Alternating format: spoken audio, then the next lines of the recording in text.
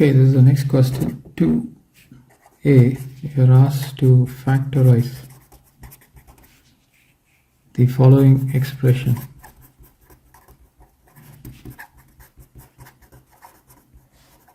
Okay, so you have 12n squared negative 4 times mn.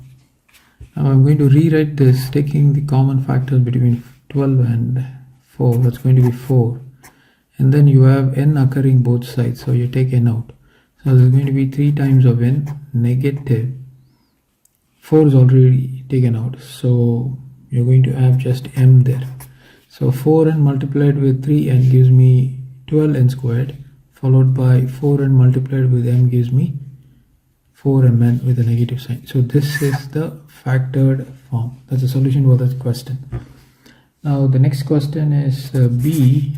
We are asking us to show that x over 1 negative x negative 4x is equal to x of 4x negative 3 divided by 1 negative x. So I'm going to consider the left hand side, which is x over 1 negative x negative 4x. I'm going to take the LCM as 1 negative x, so this is going to give me x followed by negative 4x times 1 negative x. This can be rewritten as x negative 4x multiplied by 1 gives me 4x, negative negative positive 4x times x gives me 4x squared divided by 1 negative x. I can rewrite this as 4x squared, negative 4x added with x gives me negative 3x divided by 1 negative x. I can take an x out, and that would give me 4x negative 3 divided by 1 negative x. So just go and check what you got here. X 4x negative 3, x 4x negative 3 divided by 1 negative x divided by 1 negative x. This is equal to right hand side, hence proved. Okay, that's the solution for this question. We move on. So the next one is they are asking us to solve x over 1 negative x negative 4x is equal to 0. So you push this negative 4x to the other side, you get x over 1 negative x is equal to 4x. X and x gets cancelled, you have 1 over 1 negative x is equal to 4. Now what I wish to do is you cross multiply and you bring the 4 down. That means you move 1 negative x to the right, you push the 4 towards the left. So it's going to be 1 over 4 is equal to 1 negative x. Now we need only x, so you push the x to the other side, bring this 1 over 4 to this end. So negative x, when it crosses the equal to, will become positive x. You already have a 1 there. 1 over 4 is moved to the other side, so you have negative 1 over 4. Now you take 4 as LCM. 4 times 1 negative 1, which is going to be 3 over 4. So therefore x is equal to 3 over 4 is the solution. You can box it, and that is a conclusion for this question. Now if in case you are wondering, is this really the value, so you can do the check. So I substitute the value of x in the left hand side, I should get the right hand side. So 3 over 4 divided by 1 negative 3 over 4, negative 4 times 3 over 4, 4 gets cancelled and giving me negative 3. Over here, see, this is, I'm going to use the space here, 3 divided by 4 is the LCM. So this is going to be 4 negative 3, which means I have a 3 there. 4 negative 3 is 1, and I have a 4 there. So I flip it. So if I flip it, I would get, there is already a 3 over 4 here. No, we should not forget that 4 there, right? I'm just evaluating this part, but there is already a 3 over 4. So let me just slash and place the 4 there. So this is nothing but 3 divided by 4, and 1 over 4, I can shift the 1 over 4, flip it, and that will become 4 over 1. And already there is a negative 3. So let me rewrite this properly. So you have 3 over 4 multiplied with 4 followed by a negative 3. 4 and 4 gets cancelled, you have 3 negative 3. 3 and negative 3 gets cancelled, giving me 0, which is on the right hand side. Right? So 0 is equal to 0. So left hand side is equal to right hand side. Now this is not necessary. This is not necessary. This is optional. This is being done just to show you that our value is the value that we are looking for. So having mentioned you that, let me move on. Okay, so we are asked to make v the subject of the formula. So foremost, what I wish to do is I will be squaring both sides. We get So this is going to be p squared is equal to root of 5 positive vt. You square it. The square root and the square they get neutralized. So you have 5 positive vt is equal to p squared. Now you push the 5 to the other side, you get p squared negative 5 is equal to vt. I'm going to rewrite this as vt is equal to p squared negative 5. I divide by t both sides, I get v is equal to p squared negative 5 divided by t. So this is the required solution. Okay, this is t, right? You just divided by t both sides and we're getting t. Okay, so that is the conclusion for this question. Let's move on to the next one. We are given the distance needed to stop a car. D varies directly as the square of the speed which it is traveling. A car traveling at a speed of 70 km per h requires a distance of 40 meters to make a stop.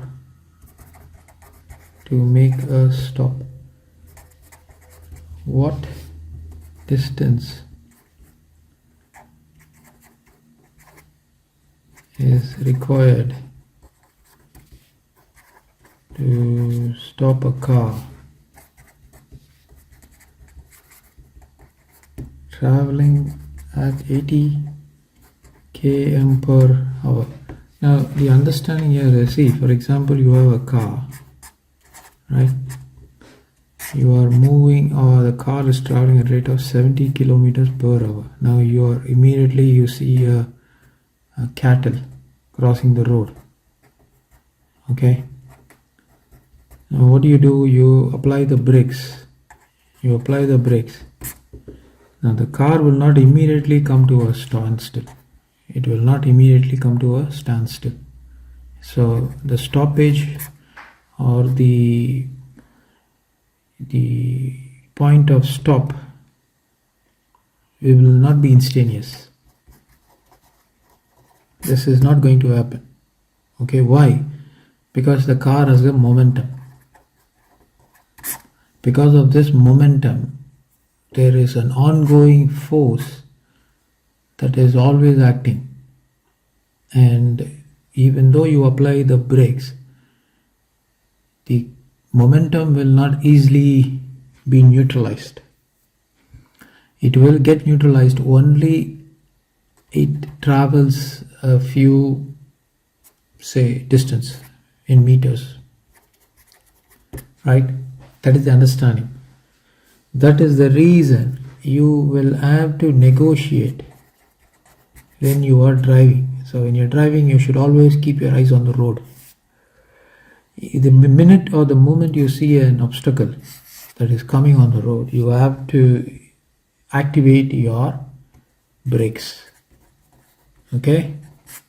Now this question is a beautiful question. What the question is saying is, if a car speed is so much, you apply the brakes, it has to move a distance of 40 meters before it stops. So this distance, the minute you apply the brakes, and the distance between the obstacle and the car should be 40 to protect the obstacle and your vehicle and yourself. Okay, so and people who are traveling in the car. So all of these things will come into the picture. So they are asking us, if you are traveling at 70 km and you need 40 meters to bring the car to a standstill, what would be the distance required if you are traveling at 80 kilometers? Right? This is a lovely question. So foremost, let me write this system. We are given that distance is directly proportional to what? proportional to speed. Okay, so D is proportionality symbol, is proportional to the square of the speed. So this means D is equal to, I remove the proportionality, I need to add a constant. D is equal to S squared. So this is our system. So you will have to create the system. Okay, I hope you are watching. So distance is directly proportional to square of the speed, and I write it like this.